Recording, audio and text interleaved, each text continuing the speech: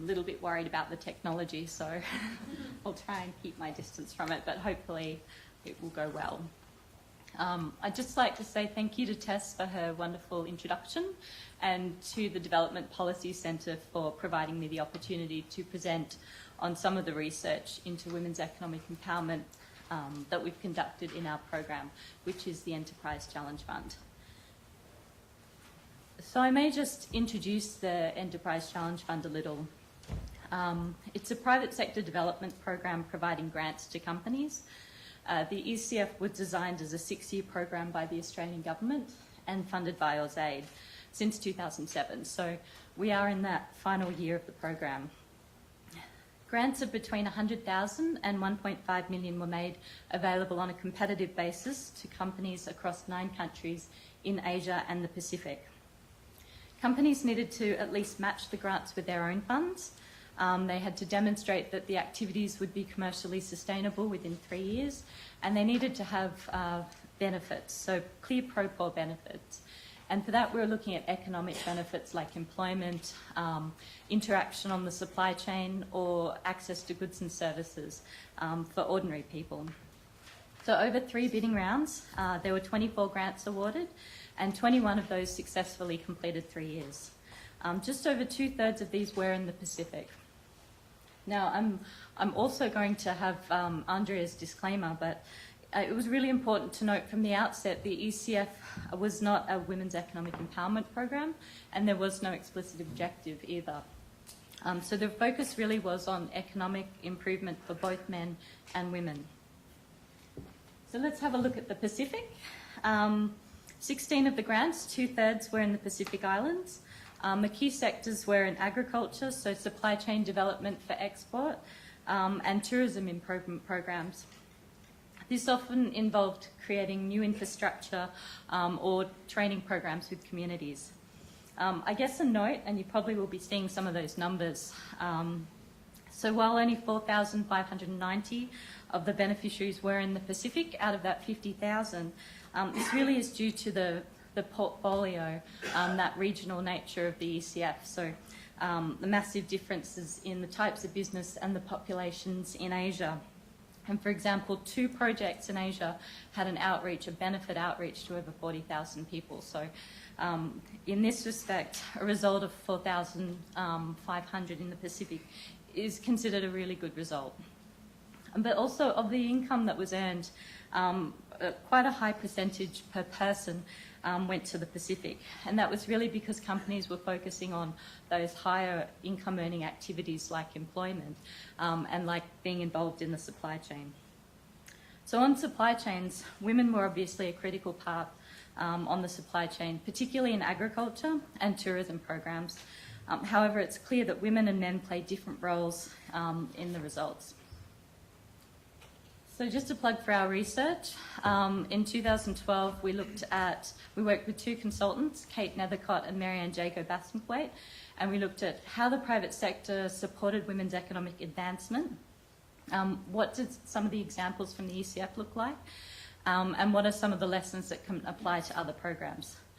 I think it's really important that the reason we wanted to do this is because the private sector, a lot of people feel the private sector doesn't have these same issues or same interests as the development sector when it comes to benefiting women, but this isn't actually true.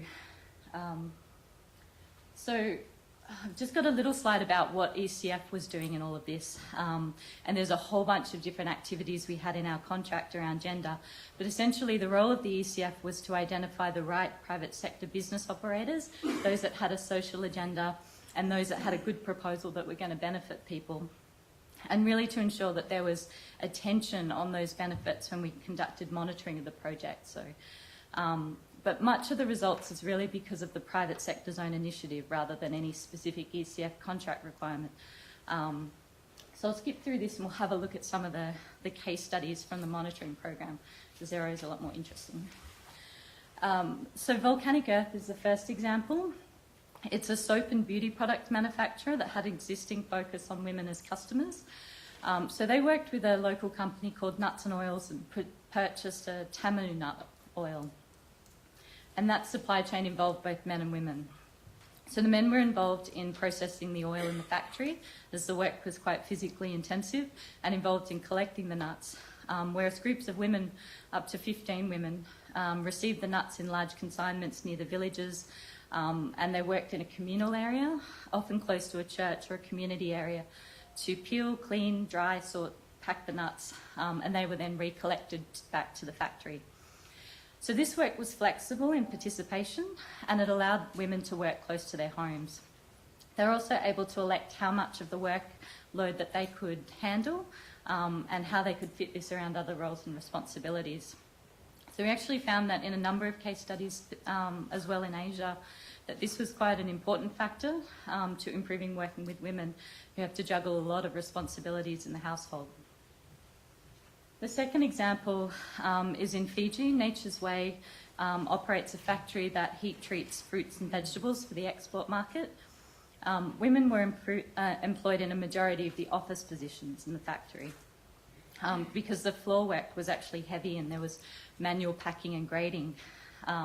Through the ECF grant, the company purchased automated packing and grading equipment to improve the factory processing. This reduced the weight of loads and allowed more women to be employed in the factory floor positions. So 5 years ago, there were no female employees, and now 5 out of the 10 employees at Nature's Way are women. Nature's Way actually made a point to note that they were continuously being encouraged to consider the impact of women through the ECF regular monitoring. Because our country managers asked for disaggregated data every quarter when they produced the figures, they were seeing what the difference really was. So I'll go on to the third example. Mainland Holdings has a factory in Lae, Papua New Guinea, and processes vanilla for export. Now the company works with women in 2 particular ways. Firstly, the factory employs a majority of female workers for vanilla curing, working on call with greater hours during the peak seasons, and the operations are close to family homes. Secondly, in the fields, ECF-funded extension workers are working with families in improving the production of vanilla. So in particular, when the extension workers went to the farms and they focused their training of skills on pollinating of the vanilla plants to the women, because they noticed their attention to detail and found that they were better suited to this type of role. So what does this really mean beyond just increasing incomes and economic activities? I mean, does this actually equate to empowerment? And the ECF itself didn't really have a good system to measure beyond just the economic activities, which was our main focus. But as part of the monitoring program, we conducted a lot of focus groups with women. And the ECF collected a few specific examples where women felt that these activities had actually led to a better feeling of empowerment. So I've just picked a couple of small snippets from these, and there's more in the research paper. And an example is in Fiji, Future Forests employs women in a nursery to maintain teak seedlings, and they're earning around 150 Fiji dollars a week. So during the field visits, the women noted that they felt very proud and the extra income had increased their confidence. But they also found that the skills that they were learning from the nursery operations made them more productive in their home gardens. Also in Vanuatu, a cruise ship company, with the support of ECF, has invested in infrastructure that improves the tourism facilities. On the beach, when the passengers visit, typically women were involved in economic activities like selling crafts, food and drinks, other activities like hair braiding. The company had an equal employment opportunity conditions in their own company.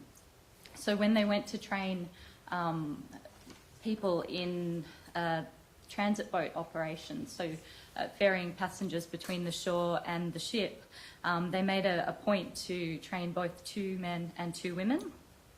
So when we were talking to the women, they said that this was a really good opportunity for themselves, but also it allowed them to be a role model for other women so that they can show other females that girls can do it too. And just a final one, again in Fiji with Nature's Way, they appointed a female board member in 2010. And the member actively advocates for extension work for female officers. So there's been a wider inclusion of female cooperative members, whereas before there was one cooperative member who was female, and now 14 out of 160. So these are some small changes, but it's an example of how economic opportunities and providing them to the right companies can benefit. So I just have a last slide with a couple of lessons for private sector development. The full research has a lot more, but I've just picked out a couple from here. The first one is really considering that there's a different context across Asia and the Pacific, and it's very hard in a regional program that crosses that to have done enough research beforehand to make a big impact here. For example, what roles do women and men have on the supply chain in the Pacific? So the research didn't have a chance to look into this in more detail, and it would certainly benefit from more work. I'll just run through the last three. So it's important also to highlight the business case for involving women in economic activities. It really is a business decision, and it's where markets exist. So working with the right companies and ensuring that the private sector understands that there's a market where women are excluded. So that means 50% of customers and suppliers are. Two small points for donors. Funds can actually be targeted at specific sectors where women are involved and where resources are lacking. And that would be a good use of funds. And finally, the research found that gender inclusion or mainstreaming wasn't really enough to have a real impact on women's economic empowerment. There really needs to be a consideration of a specific focus that can be agreed from the outset and then inbuilt into the measurement system. So that would be a good use of a future challenge fund.